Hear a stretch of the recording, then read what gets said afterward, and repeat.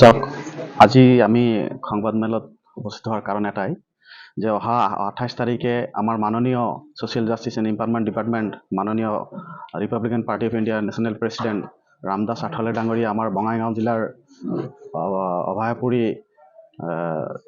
বালাপাৰাত আহিব। তেখেতে তাতে মুখ্যমন্ত্ৰীকতো ইনভাইট কৰিছে। মুখ্যমন্ত্ৰীৰ লগত কথা হৈ আছে। তেখেতে তাত বিভিন্ন সমস্যা আছে, যাওক বানপানীৰ গৰাখহনীয়া সমস্যা আছে, ৰাস্তা ঘাটৰ সমস্যা আছে, নিবনুৱা সমস্যা আছে। ইয়াকে আদি কৰি আজি আমাৰ আগন্তুক লোকসভা নিৰ্বাচনত আমাৰ 4-5জন ইতিমধ্যে আমাৰ অবজাৰভাৰ ছাৰ বিনোদ নিকালজী ডাঙৰীয়াই ইতিমধ্যে কৈ গৈছে যে 4-5জনমান প্ৰাৰ্থিত্ব আমি বিজেপিৰ পৰা বিচাৰিম। তাৰ মাজতো আমাৰ ৰেজাউল কৰিম ডাঙৰীয়া আছে, ধুবুৰীত বিচাৰি আছে।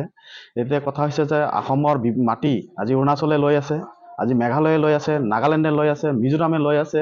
এই বিভিন্ন দাবীবিলাক সংসদত উত্থাপন কৰিব লগা আছে।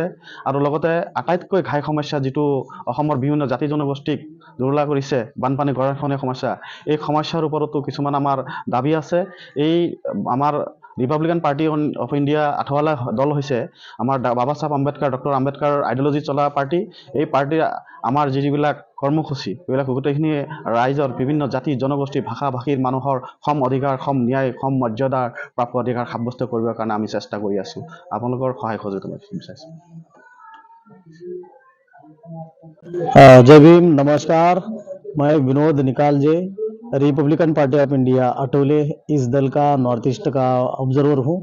और आज इस जगह पे प्रेस इसलिए हम लोग ले रहे हैं कि डेट ऑफ 28 फरवरी हमारे पार्टी की तरफ से एक संविधान सम्मान रैली का आयोजन किया है बलापरा में। और ये बहुत बड़ी रैली होने जा रही है, ये पब्लिक मीटिंग है। और इस मीटिंग को संबोधित करने के लिए हमारे पार्टी के नेशनल प्रेसिडेंट तथा social justice and empowerment state minister Ramdas ji Athawale साहब इस पार्टी को संबोधित करेंगे, वो आने वाले हैं। और इस रैली में इन्विटेशन हम लोगों ने ऑनरेबल सीएम साहब जो असम स्टेट के हैं हिमंत विश्व शर्मा जी को, इनको भी दिया है। और शायद वो भी आने वाले हैं। और ये बड़ी रैली होने जा रही है।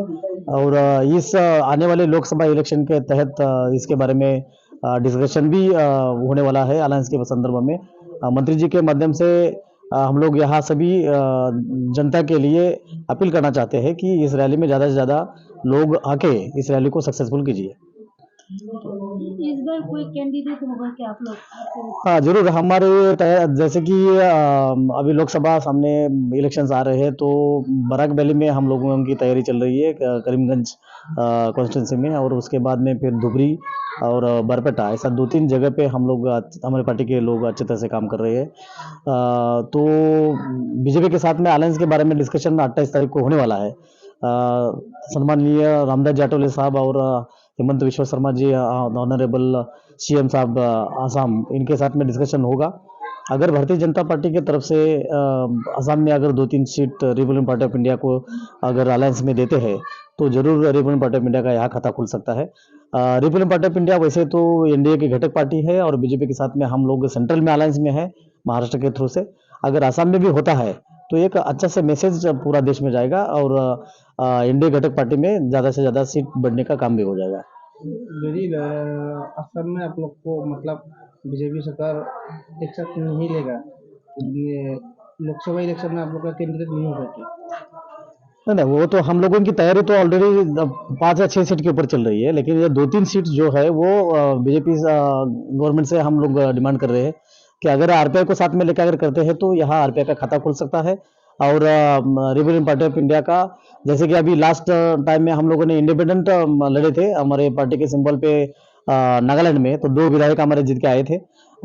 नागालैंड में बहुत अच्छे तरह से रिपब्लिकन पार्टी ऑफ इंडिया की ताकत है। जैसे असम में भी बहुत बड़े से तादाद में लोग हमारे पार्टी में जुड़ रहे हैं। तो अगर भारतीय जनता पार्टी के साथ में अलायंस होती है तो ये एनडीए घटक पार्टी के लिए बहुत अच्छा साबित हो सकता है। अगर आरपीआई का कैंडिडेट जीत गया तो जनता के लिए खास काम क्या होगा आप लोग? कैसा है कि डॉक्टर बाबा साहब आम्बेडकर जी की विचारधारा को लेकर रिपब्लिकन पार्टी ऑफ इंडिया काम करती है। डॉक्टर बी आर अम्बेडकर साहब ने 1956 में ये पार्टी की नींव रखी थी। उसी पार्टी को लेके डॉक्टर रामदास जी आठवले साहब ये पार्टी को लेके पूरे देश में जा रहे हैं। उनकी विचारधारा के आधार पर भारतीय संविधान में दिए हुए सभी जाति, धर्म, पंथ और प्रांत के लोगों के लिए जो फंडामेंटल राइट्स है वो फंडामेंटल राइट्स मिलवा के देने के लिए अगर चाहे तो संघर्ष करना पड़े तो करना चाहिए, ऐसा डॉक्टर बी आर अम्बेडकर साहब कहते थे। रिपब्लिकन पार्टी ऑफ इंडिया की यही मांग रहती है कि जो इस देश में रहने वाले सभी जाति धर्म के लोगों के लिए उनके फंडामेंटल राइट्स प्रॉपर तरीके से उनके मिले और उनकी उन्नति हो।